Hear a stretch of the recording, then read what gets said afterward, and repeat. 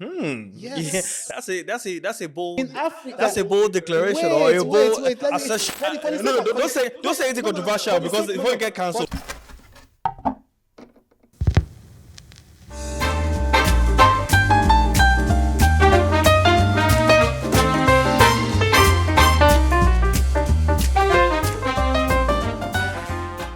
Hello, boys and girls, or shall I say, mamas and papas.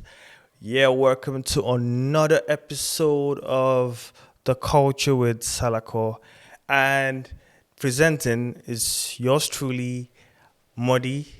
And today's episode is very packed. It's something that has been everyone's mind, and no one has, I won't say no one has actually had the courage to say, but no one's actually had the time and the setup to say it in this way and in this manner.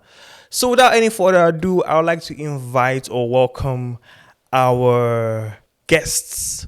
Ladies and gentlemen, let's welcome Sàlàkó. Hi, Mordy. How you doing? I'm doing excellent. How you doing? Well, it's listening to you do this introduction. It feels like we are in for a good time today. Oh, we're in. It's No, I don't know what setup you have for me, but I'm ready for you. so it's the culture. That's the culture, yeah. So we have to. You just take it as it comes. Hello, everybody. I've not said hello. Hi. This is the Sàlàkó, and so like he has said, he welcomed you. Let me also welcome you specially. We'll be touching on some things that I feel are very important to us as a people, and that's why we call this the culture. So sit back, relax, and enjoy. It's just a conversation, it's just a banter. Let's go.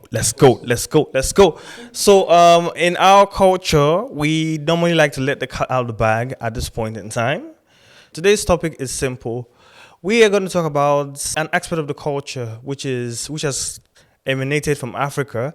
We're going to talk about how Afrojazz has come to take its seats at the global table or the global stage. To give a bit of a background, right?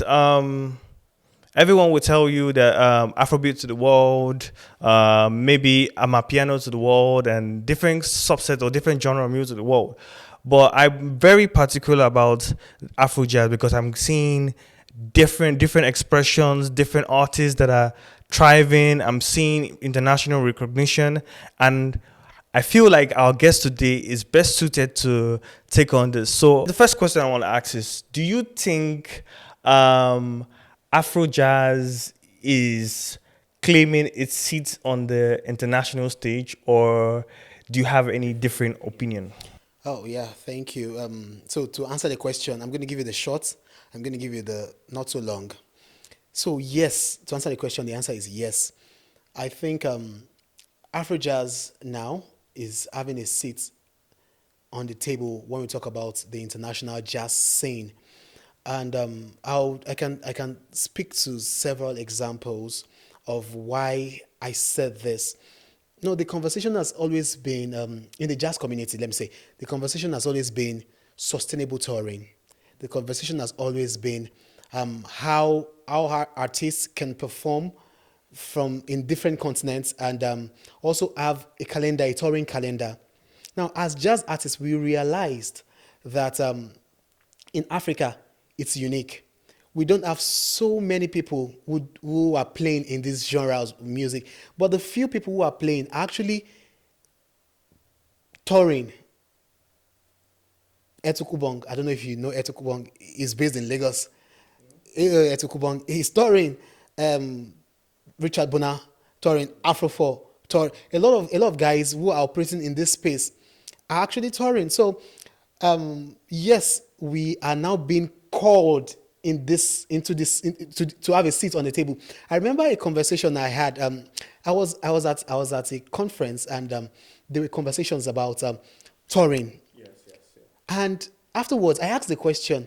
I said, in all these things you're saying, how European jazz artists will tour, how American jazz artists will tour, how the structure is there. I said, no one mentioned the global south. We have jazz artists in Africa. And I caught attention in the room because I felt like, okay, I'm in this room. I might as well ask the question: What's you're talking about? It's an international. We're international delegation, and everything was structured towards the European jazz market. this one. I'm like, okay, but you said it's a global thing. Africa is also part of the globe. You know, so I got in conversation with the president of European Jazz Network, and we started talking, and I opened her eyes. She said she was in Africa. She was in Senegal. Actually, she came for Dakar Music Expo the year before I went for that conference, and she was telling me about how she met different people in Africa who do this music. Yes, I said we are actually a lot, and I think they are taking us more seriously now. So I think right now we are at that verge of breaking into the global scene. Okay, so I'm going to jump in here because you've said a lot of things in this few. But the one thing I feel like you haven't that hit me is that you're using all these qualifiers: European jazz, American jazz, global south, all these adjectives to qualify it. So I think this question is very pertinent. So what makes Afrojazz African? Is it the rhythm? Is it the delivery? Is it the tone? Is it the rhyme? Or is it the instruments involved? I just wanted to touch on this before we go on to the next question because you described different kind of jazz. Everyone will probably talk about Kolture and how his trumpeting skills sounds very New Orleans like and everything. But we talk about Afro jazz here. How what makes it is what gives it its adjective or what is identifier for? Okay. So I think this will take us back to a little bit of the history of jazz. You know, when jazz started, it had influences from different culture, different music of the day, and with the people playing jazz, at some point, we had the evolution into bebop. That's where the likes of Kolture, which you mentioned, the saxophone Kolture, the trumpeter, the saxophonist Charlie Parker. Also, these are the people who made the bebop. That so bebop came. Bebop was very fast. People could not dance to it. So after while you say there was also smooth jazz. So for those who listen to George Benson, you know, smooth jazz where you can relax. And there was also so jazz has gone through different phases over the years. Now we realize that jazz is being interpreted based on the reality of the player, based on the culture of the player. And anytime an African plays jazz, a common theme in the music is the rhythmic element. Would you say there are different notes, or would you say it's elaborate on So this? when you listen to Afro-Cuban music, when you listen to Afro-Cuban jazz, you will not mistaken it. There's a way that it is a constant. And when you listen to African music, you hear ta ta ta ta ta ta ta. You know, okay. You know that tone alone makes you think, okay, we're in Africa. When you listen to the shaker, you know, okay, this is Afro-Cuban. So these different elements gives it a unique identifier. And most of us, we put in this our own African element into our music, interpretation of jazz music. Do you understand? So it's not an additional note, it's the interpretation of it. It's the interpretation of this music that makes it what we call it, yeah. Okay, so because you've answered this, but I want to take myself back to a time when you wake up in the morning on a radio station, you're hearing who Masakela coming on, and you hear those kind of rhythmic sounds, and everyone tend to like have given him an identity of a global jazz player. So where does the thin line, where's the connector between the Afro jazz and then the global stage? If we are claiming to have our seat in the global, where does it connect? Where do we find it connecting all of this, in all of these things? Especially if you talk about how the sound is, how does it all connect to make? Do you know, the interesting thing is this, it's not unique to us in Africa. Europeans also, when they have conversations, especially with artists or jazz artists from the United States, they also make a distinction. Oh, is a player from the States. So it's not just Africa. It's not just something an identifier that is unique to us in Africa. Even when you listen to someone from Asia, I have friends who play in Indonesia. Their jazz music is so unique to them. Do you understand? So where it all connects is the flavor. You could be in a room and everybody is playing tunes. I say this all the time. The fact that you play jazz standard does not make you a jazz artist. So I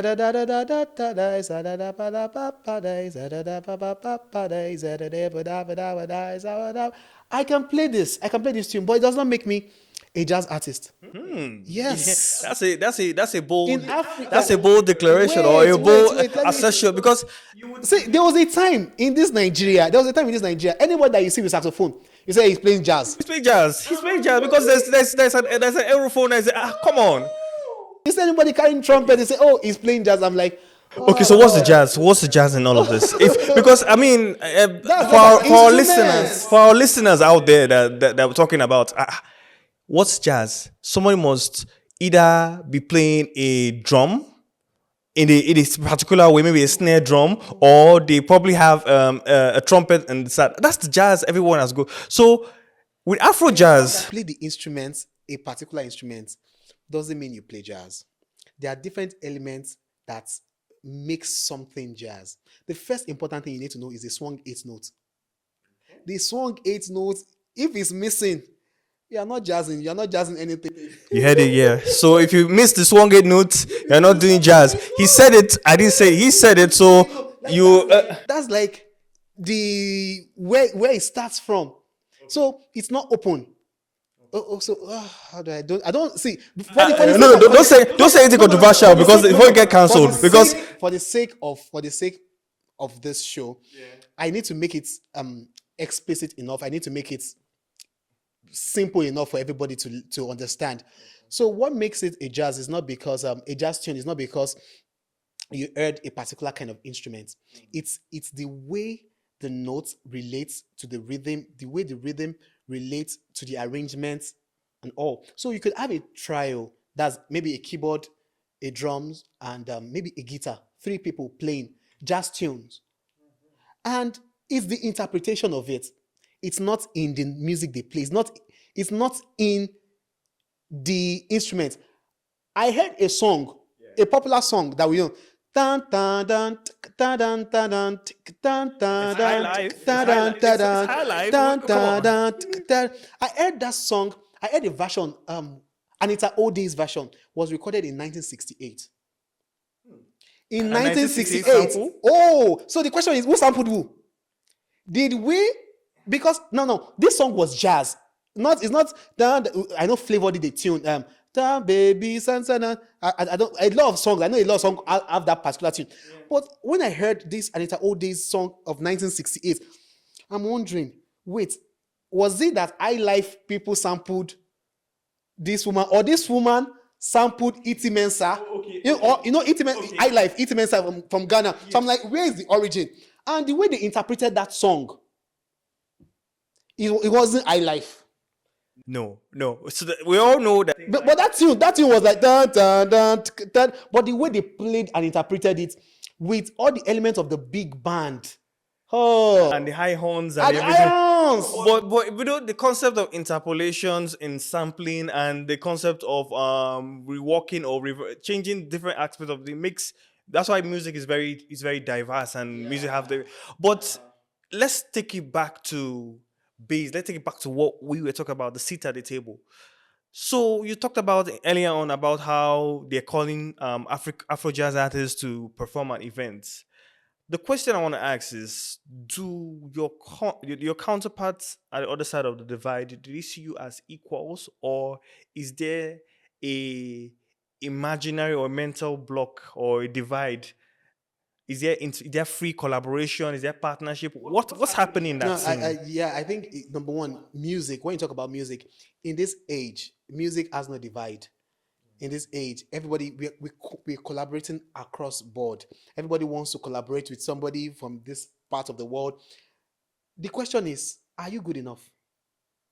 Irrespective of which part of the world you come from, if you are that good, you get collaborations globally. I would give an example. I'll be going on tour in a few months with a band from France. We're having a residency here in Nigeria. Now they are a jazz band, a South Asian jazz band, based in France, and I, an African jazz artist. See the connection, see the different continents connecting, and we are going on tour. You understand? So I don't think it's about the color of the skin. I don't think it's about the location of the artist.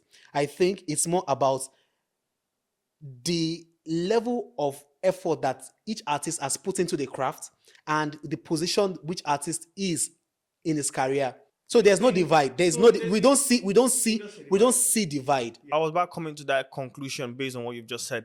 So, in other words, you're saying Afro jazz is just as good as any form of jazz you've heard everywhere. Now, do you Afro jazz or jazz in general as always tend to have like a spiritual or a euphoric sense to it. Do you feel like the spirituality in Afro jazz is different, or it's what is our unique identifier as a genre or a subgenre of the jazz? One of the unique identifiers we have is our language. Avisam has a sub genre of jazz. He calls jazz saba. Sub genre, and is Senegalese music, cultural music, mixed with jazz interpretation, which is basically what we all do. We put elements that do not usually exist in it, that are unique to us, and mix it all up to form what makes us unique. For example, my own music, I deep into my culture and pick tunes deep into entrenched in the Yoruba culture, and add to my jazz music, my knowledge of jazz. Okay, so the unique identifier is the language.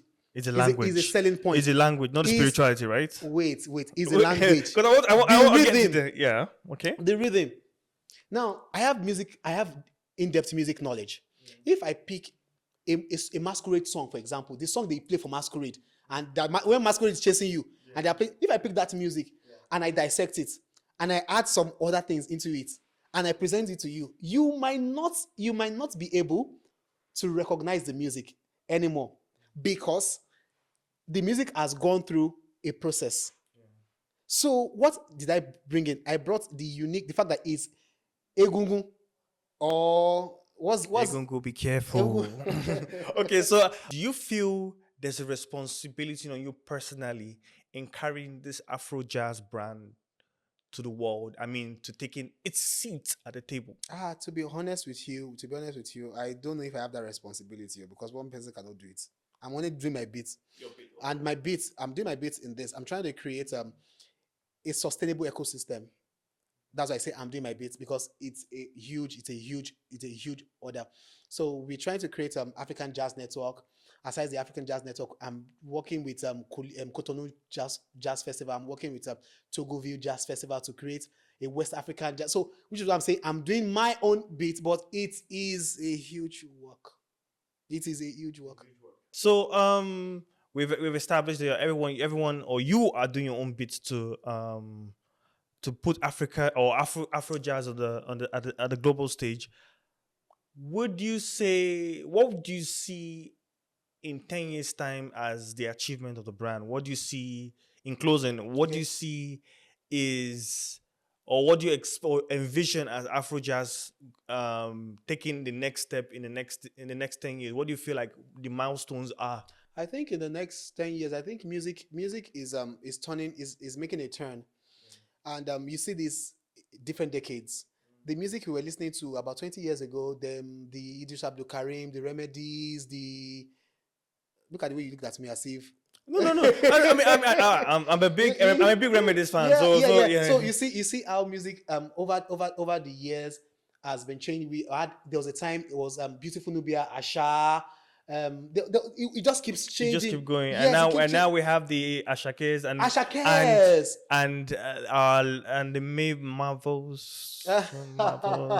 Anyways, yes. So in the next 10 years, I think the direction of music is changing, and it will shed more light on artists like us independent artists who are bold enough to stand out of the mainstream. So I see it that in the next 10 years, we would have more artists do what is unique to them, not wanting to fit into the mold that the society has created. Wow, that's a very big, and I see some of the signs, and I'm very happy that you're one of the people that are leading this charge for pushing Afrojazz and taking it away. So, in closing, what are your last words? What are your thoughts? What are your controversial takes on this issue? Last words. Hi, the last word I have, not like I planned it, not like I planned it, but I think this is important to me. I think we should respect the arts more as a people. I think we should treat musicians better as a people. We have we don't have respect for artists. If you say your child is wants to be an artist now, you are thinking, won't you go and get a job or something? Or what other job are you doing? I think we should treat musicians better. I think we should treat artists better. Support artists. Don't wait until they die before you now show up for their concert. Buy their tickets. If you see somebody trying to do your beat in it, because truth be told, music is one of the essentials of life. Just like you eat food. Imagine you go a whole day without hearing a sound. No one talked to you. You didn't hear the car horn. You didn't hear the cock crow. You didn't hear the sound of the TV. Imagine how life would be. And music is sound. Everything you are hearing is sound. So treat artists better. I think that's just my last word. You know where that one is coming from. Yes, You yes. know where that was I know where it's coming from. Let's go. We won't go there. We Won't won't go there. So you've heard it from the Sàlàkó. He's spoken on today's topic, which talks about Afrojazz and the seats and seats he wants to take in the global scene. He explained how the sound originated. So I have said it all. I know there's nothing more for me to say. So I'm your host, Mordy. Click on the link in the bio to follow and to subscribe, and we'll see you next time.